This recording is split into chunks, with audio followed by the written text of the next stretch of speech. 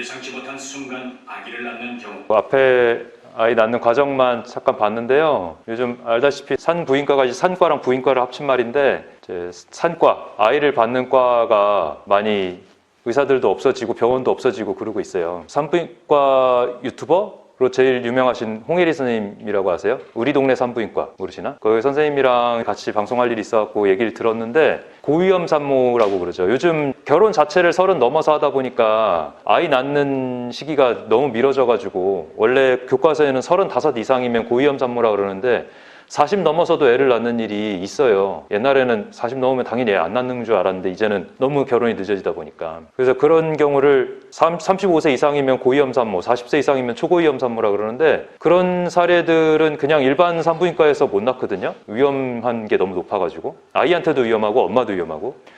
그러다 보니까 뭐 대학병원 가서 낳게 안내를 하는데, 근데 대학병원에서 이런 고위험 산모를 받는 사람들이 교수님 이후에 후학이 없는 거예요. 전공할 사람이 없어. 산부인과를 하면 망하니까. 그래가지고 서울대학교 누구, 연세대 누구 교수님이 이제 은퇴를 하실 나이인데 은퇴를 못 하시고 애를 받고 있는데, 이분들이 은퇴를 하고 나면 고위험 산모가 애를 낳을 곳이 없다는 거예요. 그런데 자기가 봐도 그럴 수밖에 없대. 홍혜리 선생님도 부인과를 보는 의사긴 하지만 산과를 보면 미친 짓이다 이거예요. 왜냐하면 아이 받을 때에 생길 수 있는 위험도가 있잖아요. 0.3% 정도의 산모는 사망을 하는 확률적으로 그런 사고들이 나거든요. 전치 태반이라든지 태반 조기 박리라든지 아니면은 자궁 무력증이라 그래가지고 애를 낳아서 그 태반이 나오는 동안 자궁이 이렇게 쭉 저절로 수축이 돼야 되는데 수축이 안 되고 그냥 늘어나 있어. 그러면은 피가 계속 나올 거 아닙니까? 그러면 그걸 막기 위해서 막 안에다 주먹 넣고 이렇게 누르고서 대학병원으로 막 이송 가고 막 이러는 일이 생기는데, 그게 일정 비율로 생긴단 말이에요. 의사가 잘못한 게 아니라. 그리고 뭐 양수색전증 이런 것도 종종 나오고, 애가 나오고 나서 그 혈액 사이로 양수가 들어가면 그게 호흡기로 가가지고 애기 말고 산모의 폐동맥을 막아버리면 산모가 숨을 못 쉬고 열이 나면서 의식이 없어진단 말이에요. 이러면 이제 또 급히 대학병원에서 받아주고 이렇게 하는데, 그런 일이 생기는데 그런 거를 뭐 의사가 뭐 일정 부분 잘못이 없어도 책임져라 이런 법도 생기고 막 이러다 보니까 산과를 하면 말도 안 되는 그런 상황이 된 거예요. 그래서 점점 산과 의사가 없어지고 있어요. 그래서 여러분들이 아마 애 낳을 때 되면은 외국인 선생님한테 애를 받아야 될 수도 있는 상황이 예측이 되고 있습니다. 예언이 아니라 이미 실현되고 있는 것 같아요. 많이 심각한 상황이에요. 뭐 산부인과만 그런 게 아니죠. 지금 이번 코로나 때문에 소아과도 지금 완전히 다 없어지다시피 했고, 그래서 소아과 선생님들이 다 뭐 통증하고 있어, 통증. 아니면 뭐 피부 미용하고 있고. 전공이 있는데 그 전공을 못 살리면 사회 의사를 아무리 많이 만들어봐야 뭐 하겠어요. 피부 미용하고 통증하면 그러면은 소아는 누가 보고 산모는 누가 봐요. 근데 그렇게 4년 동안 고생해가지고 배웠는데 못 써먹는 거예요, 사회에서. 이런 상황이 벌어지고 있습니다, 지금 현실에서. 뭐 흉부외과도 그렇고 일반외과 중에서 일부 파트도 그렇고, 응급의학과는 이런 날이 안 올 줄 알았는데 응급의학과도 지금 위기에 몰렸어요.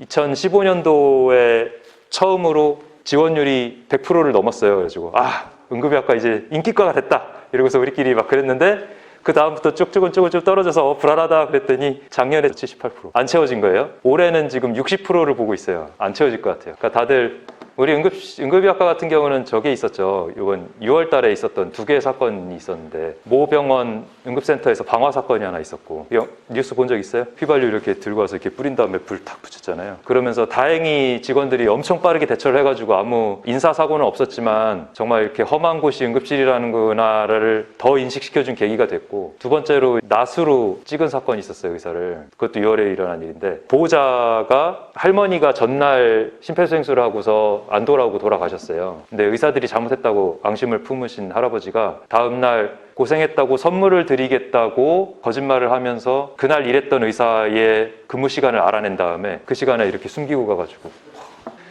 그래가지고 언론에 나온 사진은 그냥 꼬맨 사진만 나와가지고 아예 좀 긁혔나 보다 뭐 그랬는데, 수술한 사진 봤더니 장난이 아니더만 다 찢어져가지고, 와 진짜 큰일 날 뻔했다. 저 같은 경우는 이제 의사회의 홍보이사도 맡고 있기 때문에 의사회 차원에서 대응하기 위해서 같이 이렇게 만나고 이랬었는데, 많이 심각한 그런 상황들이 있어서 아마도 전공의 지원율이 뚝 떨어지지 않았나 그런 생각이 듭니다. 이런 얘기를 자꾸 하면은 나만 손해인데 자꾸 이런 얘기를 하고 있지. 어쨌든 현실이 좀 그런 면이 있어서 그런 일이 거의 없어요. 네. 어쩌다 한번 어쩌다. 저도 평생 그런 일 못 겪었다 하면 거짓말이지만, 네, 뭐 그 정도 험한 일은 안 겪었고. 자, 이제 1시간 정도 얘기를 나눠서요. 잠시 한 5분 정도 쉬고 얘기할까요? 뭐 궁금하거나 개인적으로 그런 거 있으면 언제든지 나와서 얘기하시고요. 네, 화장실 갔다가 와서 얘기합시다.